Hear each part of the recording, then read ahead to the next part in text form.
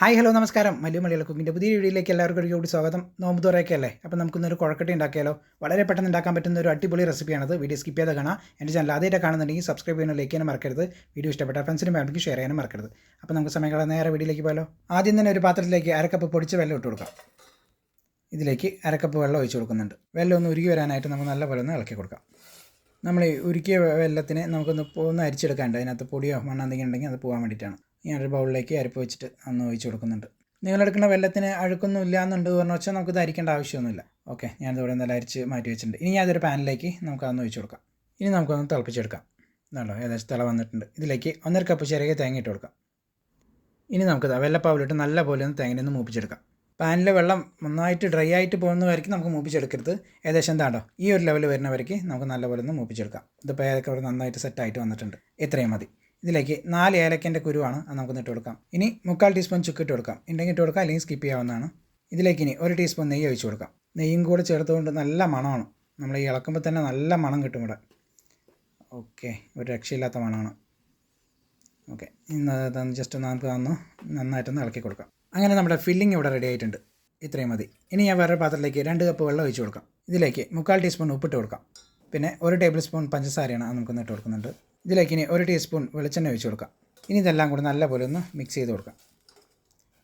Okay, ഇതാണ് നല്ലപോലെ mixing ആയിട്ട് വന്നിട്ടുണ്ട്. ഇത്രയും മതി. ഇനി ഈ ഒരു പാത്രത്തിലേക്ക് 2 കപ്പ് വറുത്ത അരിപ്പൊടിയാണ്, അത് നമുക്കൊന്ന് ഇട്ട് കൊടുക്കാം. ഇനി അതേ ചൂടോടെ നമുക്ക് മാവിലേക്കൊന്ന് കുറച്ചായിട്ട് ഒഴിച്ച് കൊടുത്ത് നമുക്കൊന്ന് മിക്സ് ചെയ്ത് കൊടുക്കാം. നമുക്ക് ഈ ചപ്പാത്തിക്കൊക്കെ മാവ് ആക്കിയെടുക്കുന്ന പോലെയൊക്കെ നമുക്കൊന്ന് കുഴച്ചെടുക്കാം.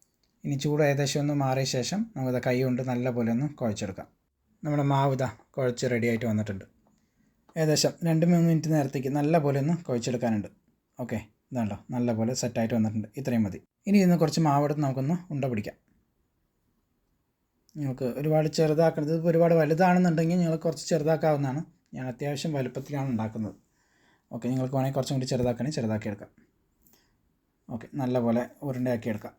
ഇതാണോ നല്ല സെറ്റായിട്ടുണ്ട്. ഇനി നമുക്ക് മാവിൻ്റെ സെൻറ്ററിലൊന്ന് തുളയിടാം. തള്ളവിരലൊന്ന് ഇത്തിരി വെള്ളമൊന്നും ആക്കിയതിന് ശേഷം ഇതിങ്ങനെ സെൻറ്ററിൽ കൂടെ നമുക്കിതിങ്ങനെയൊന്ന് തുളയിടാം. ഈ ഒരു കാര്യം ഇങ്ങനെ ചെയ്യുമെന്ന് പറഞ്ഞു വെച്ചാൽ എല്ലാ ഭാഗത്തും ഈക്വലായിട്ട് മാവിൻ്റെ കട്ടി കറക്റ്റ് ലെവലിൽ കിട്ടും കേട്ടോ. ഇതിങ്ങനെ ആക്കുന്ന സമയത്ത് എല്ലാ ഭാഗത്തും ഒരേപോലത്തെയുള്ള തിക്നെസ് ആയിരിക്കും വരിക. ഓക്കെ, സെറ്റായിട്ടുണ്ട്. ഇനി നമുക്കിതിനകത്തേക്ക് ഫില്ലിംഗ് വെച്ച് കൊടുക്കാം. ഒന്ന് ചെറുതായിട്ടൊന്ന് പ്രസ് ചെയ്ത് കൊടുക്കാം. ഇനി നമുക്ക് ഫില്ല് ചെയ്ത ഭാഗം നമുക്കൊന്ന് അടച്ചു കൊടുക്കാം. ഇതിങ്ങനെ പതുക്കെ ഇങ്ങനെ ഒന്ന് ആക്കിക്കഴിഞ്ഞാൽ തന്നെ നമ്മൾ കറക്റ്റായിട്ട് ലെവലിൽ വരും. ഓക്കെ, നമുക്ക് നന്നായിട്ടൊന്ന് ക്ലോസ് ചെയ്യാം.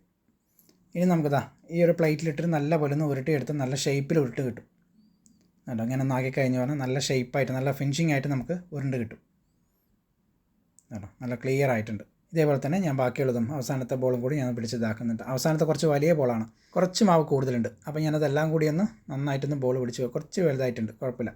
ഇനി ഞാൻ നല്ലപോലെ ഒന്ന് ക്ലോസ് ചെയ്ത് കൊടുക്കാം. ഇനി ഒരു പ്ലേറ്റിലിട്ടൊന്ന് ഉരുട്ടി നല്ലപോലെ ഷേപ്പാക്കി എടുക്കാം. ഓക്കെ, വേണ്ട ഏകദേശം നല്ലപോലെ ഷേപ്പായിട്ടുണ്ട്. ഈ ഒരു രീതിയിൽ ഞാനൊരു 8 ബോൾ പിടിച്ച് വെച്ചിട്ടുണ്ട്. നിങ്ങൾക്ക് വേണമെങ്കിൽ കുറച്ചും കൂടി ചെറുതാക്കുകയാണെന്നുണ്ടെങ്കിൽ കുറച്ചും കൂടി നിറയെ ബോൾ കിട്ടും. വേവിക്കാനുള്ള ഇഡ്ഡലി പാത്രം തട്ടിലേക്ക് ഞാൻ കുറച്ച് വെളിച്ചെണ്ണ ഒഴിച്ച് കൊടുക്കുന്നുണ്ട്. അന്ന് നന്നായിട്ടൊന്ന് ബ്രഷ് ചെയ്ത് കൊടുക്കാം. ഒന്ന് ഒട്ടി പിടിക്കാതിരിക്കാൻ വേണ്ടിയിട്ടാണ് ഇതിങ്ങനെ ഒന്ന് എണ്ണ ഒഴിച്ചൊന്ന് ബ്രഷ് ചെയ്ത് കൊടുക്കുന്നത്. നിങ്ങൾക്കിത് വേവിക്കാൻ അറിയാമല്ലോ അല്ലേ. അടിയിൽ പാത്രത്തിൽ കുറച്ച് വെള്ളം വെച്ചുകൊണ്ട് ഇത് അതേപോലെ നല്ലപോലെ ഒന്ന് തിളപ്പിച്ച് വന്ന ശേഷം നമുക്ക് ബോളുകൾ ഓരോന്നോരോന്നായിട്ട് വെച്ച് കൊടുക്കാം. വെള്ളം തിളയ്ക്കുന്ന സൗണ്ട് കേട്ടോ. ഓക്കെ, നമുക്ക് ബാക്കിയുള്ള എല്ലാ ബോളുകളും നമുക്ക് ഇതേപോലെ ഒന്ന് വെച്ച് കൊടുക്കുന്നുണ്ട്. ഇനി നമുക്കൊന്ന് അടച്ച് വെച്ചിട്ട് ഒരു 20 മിനിറ്റ് നേരത്തേക്ക് ഒന്ന് മീഡിയം ടു ഹൈ ഫ്ലെയിമിൽ വെച്ചിട്ട് നമുക്കൊന്ന് വേവിച്ചെടുക്കാം. ഏകദേശം 20 മിനിറ്റോളം കഴിഞ്ഞിട്ട് നമുക്കൊന്ന് തുറന്ന് നോക്കാം. എന്നാണോ, അങ്ങനെ നമ്മുടെ കുഴക്കട്ട ഇവിടെ റെഡി ആയിട്ടുണ്ട്. വളരെ സിമ്പിളല്ല ഇതുണ്ടാക്കാൻ. ഇതുപോലെ നിങ്ങളൊന്ന് ഉണ്ടാക്കി നോക്കിയിട്ട് അഭിപ്രായം ഒന്ന് കമൻറ്റ് ചെയ്യാൻ മറക്കരുത്. വീഡിയോ ഇഷ്ടപ്പെട്ട ഫ്രണ്ട്സിൻ്റെ ഫാമിലിക്കും ഷെയർ ചെയ്യാനും മറക്കരുത്. പുതിയ റെസിപ്പി അടുത്ത വീഡിയോയിൽ കാണാം. താങ്ക്